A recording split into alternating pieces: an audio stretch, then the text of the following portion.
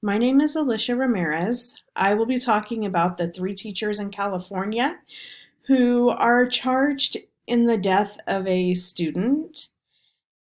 The incident took place in November of 2018, but these teachers were just recently charged this past week with the crime. Meet Max Benson.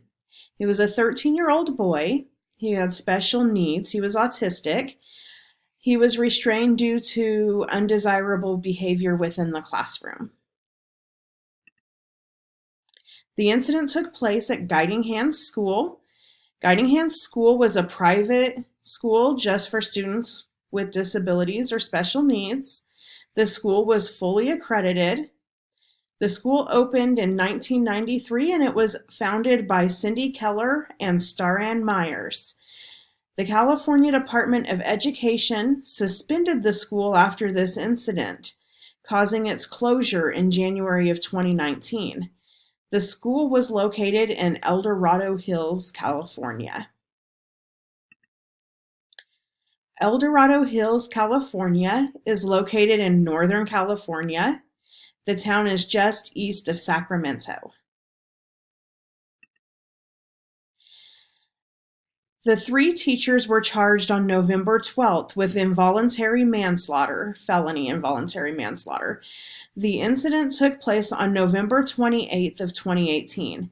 Cindy Keller, who you can see on the right in the photo, was the director and administrator of Guiding Hands School. If you remember from the previous slide, she was also one of the founders. Staran Myers, who is shown in the center of the photo, was the principal at Guiding Hands School, and she was also the other founder of the school. Kimberly Woolwind, a special education teacher, was Max's classroom teacher. She is shown in the photo on the left in the navy blue shirt. All three of these women are credentialed teachers.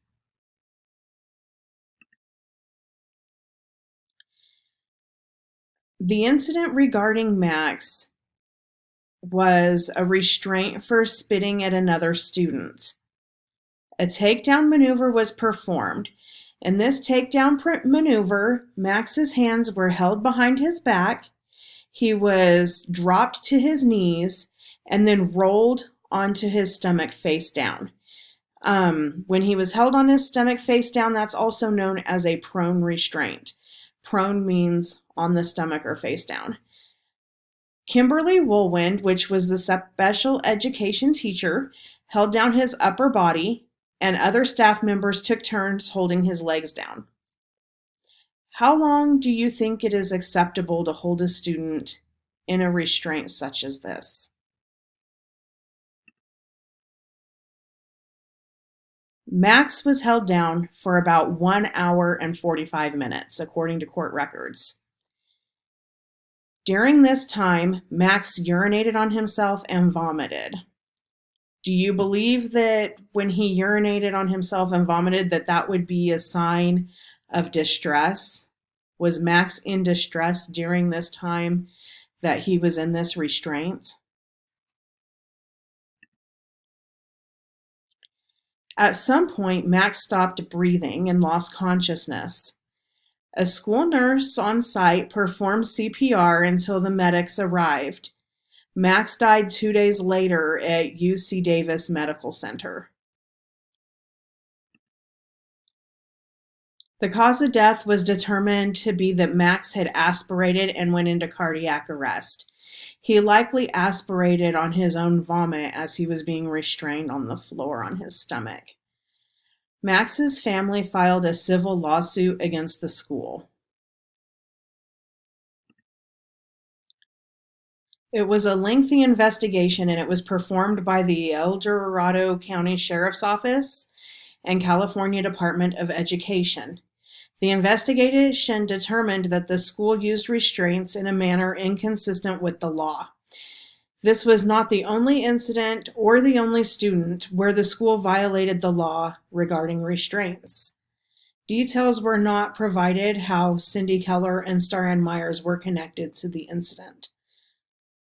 Do you believe that the restraints used in this situation should be something that should be continued to be used within the classroom.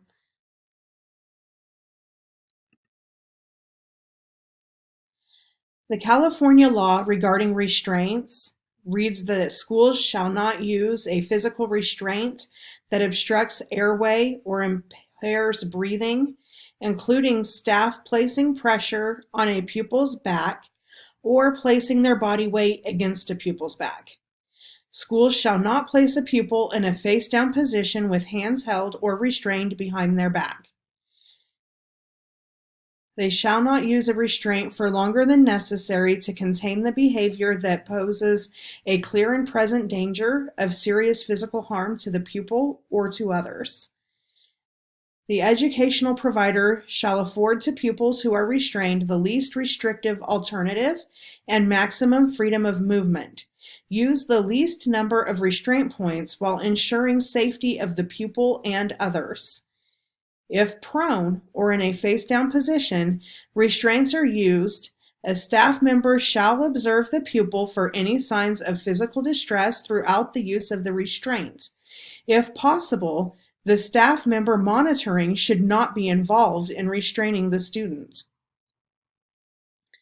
Do you feel that holding Max's hands behind his back while on his stomach in the prone position could have led to his death?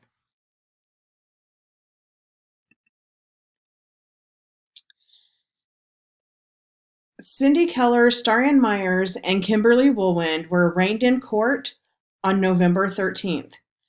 Up to the court date, Kimberly Woolwind was still working as a special education teacher at a local middle school. The judge ruled that the women could no longer teach or work with children. They face up to 4 years in state prison, and their next court date is January 7th, 2020. These are the references that I used in the research for my project. Thank you for listening and have a great day.